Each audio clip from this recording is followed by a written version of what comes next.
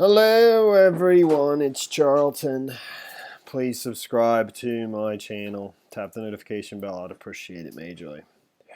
So my wife told me about the story of this missing 18-year-old girl. It's in Greenfield, Ohio, or near Greenfield, Ohio, which is east of Cincinnati by about 40-50 miles in Highland County. And she went missing on Sunday. This is Highland County, and there's Cincinnati right there. Where she went missing is right up here near Greenfield, near Route 28, which is what that is right there. She supposedly she was going to tan a Sunday morning around 10 a.m. She kind of just shouted to her mom, "Mom, I'm going to tan," and left. And I think her mom keeps, is in constant communication with her through her phone.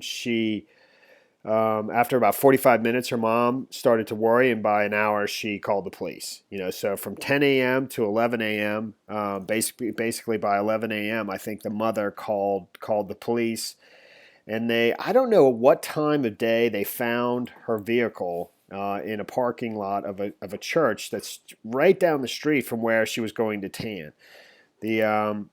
And in the parking lot of the church, her car had the keys in it, in the ignition. It was unlocked, and also had her phone in it, which is how they found. I think they used, she probably has even that app that my wife and I use for our family to keep tabs on everybody. I think maybe that's how they located where the car was, and the phone was in the car. So there's also, and that's the church. It's it's a Lutheran church, the Greenfield Lutheran Church, or something like that. Right there, Good Shepherd Church, and her car was in the parking lot there.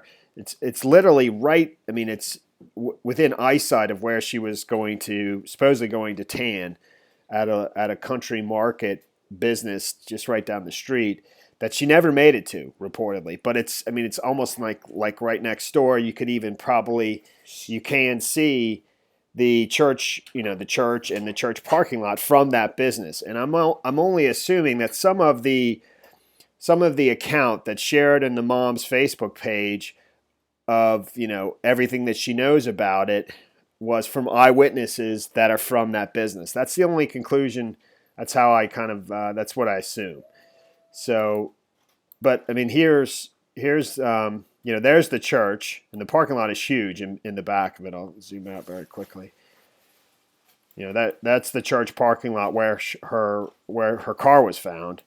I don't know what time of day it was found there, but the place where she was going to tan is right here. It's somewhere in here, because her mom mentions this in her Facebook page, that at the corner country market or something like that, and that's when you zoom into that sign, that's what it says. So it's in this business here is where she was supposedly going to town to tan. She never made it there, or at least that's how her mom describes it, or how the authorities describe it. But it's right next door to where the church parking lot is, and the mom describes that witnesses or somebody says they saw a white man around that same time in in this area, maybe even at this business, and there was some white vehicle that was parked there, also that the authorities are still looking for, with California plates, and that later in the day they found a vehicle that was very close to the description that they were searching for, but after investigating it turned out that the vehicle, it wasn't the exact vehicle that they were looking for. I guess it didn't have the California plates or whatever. I'll read to you what the mom. That's Melissa.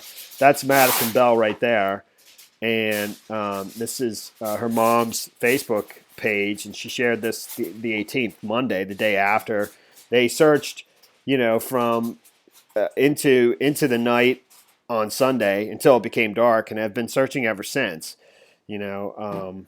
it is shocking. I mean, I'll read her account of things, which she gives a pretty good description of as much as she knows. Here is her mom right here on another Facebook video pleading, just absolutely begging, for whoever took her or to bring her home or for her to come home, just begging and very tearfully. It's here. I'll play that very quickly before I read her description. Very quickly. I am asking you, Maddie, if you're watching, please come home. We have the whole community here. The whole community's here looking for you. And I'm more upset. And your family and your dad and your friends and the school and the teachers, we're all looking for you. We are so worried. So please come home to us. We love you. And whoever has her, bring her home to her family. It's not right. So she's obviously terribly upset, and here's the post that she put on her Facebook page on Monday at 3 in the morning. So this is after searching Sunday. Current update: we still have not found Maddie. She was last seen by us leaving home at approximately 10 a.m. to go tanning at Country Corner Market. That's this market that I was just showing you right there. And on 5/17/20. For some reason, she didn't make it to the tanning salon. Her car was found at the Good Shepherd Church, located off 28 in close proximity to Corner Market. I cannot give a description of what she was wearing. I was cleaning when she changed clothes and left and yelled, "Mom, I'm going to tan. I'll be right back." She would never be even a few minutes late from wherever she was going without calling or texting me.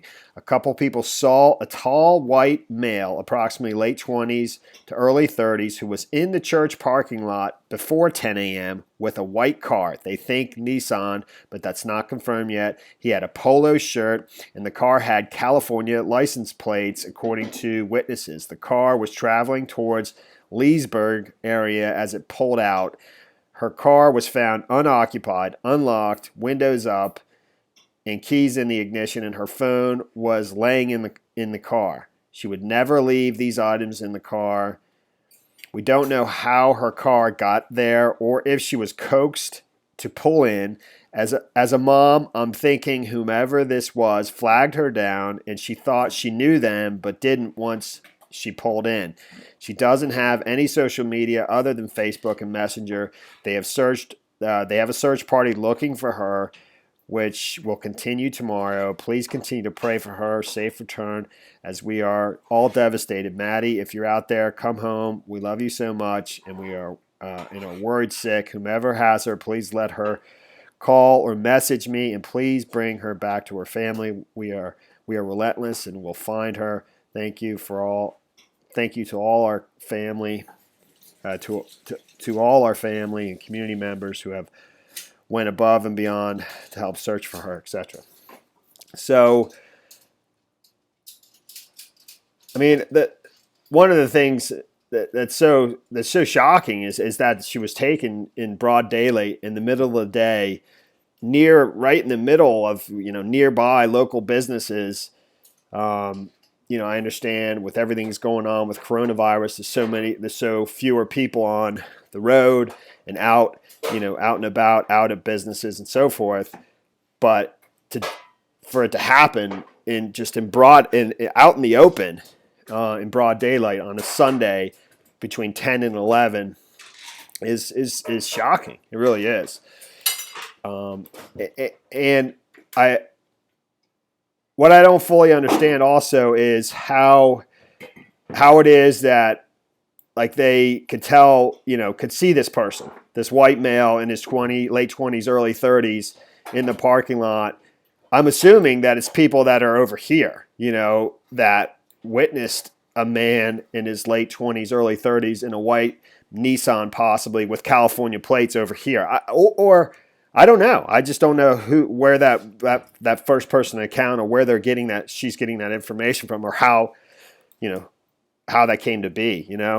I'm not doubting it. I just don't understand if possibly that person was in this vicinity getting something before he pulled over to the church parking lot, which is probably the case.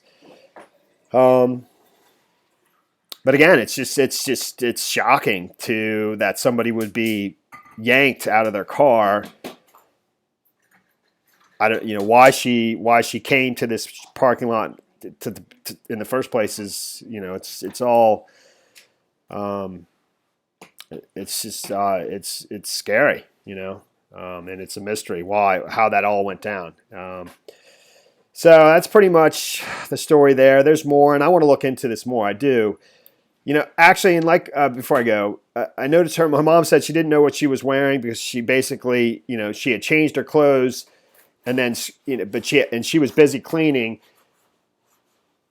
She changed and then left, and she didn't see her after she changed. She didn't know what she was wearing, but they do have a description of her. Basically, it says in a missing persons report sent to 10 TV by the family, they said she was last seen wearing a T-shirt, black leggings or Star Wars pants, and a black North Face jacket. So maybe another family member saw her besides her mom, and that's where they're getting that description. They're asking people to call the Highland County Sheriff's Office at 937-393-1421, or the Ross County Sheriff's Office. Neighboring counties are assisting, I'm fairly certain, 740-773-1185. And there is a missing persons report of her size and weight 100 to 125 pounds, height 5'6", hair brown, eyes brown. If you have any info on the disappearance of Madison Bell, please contact Highland County Sheriff's Office, again, 937-393-1421. And I'm going to look into this a little more, but I definitely wanted to make a first video and then just go from there. I got to get going. All right, thanks for watching my videos. Please subscribe to my channel. Give me a like down below. I'll see you in the next video. Later, man.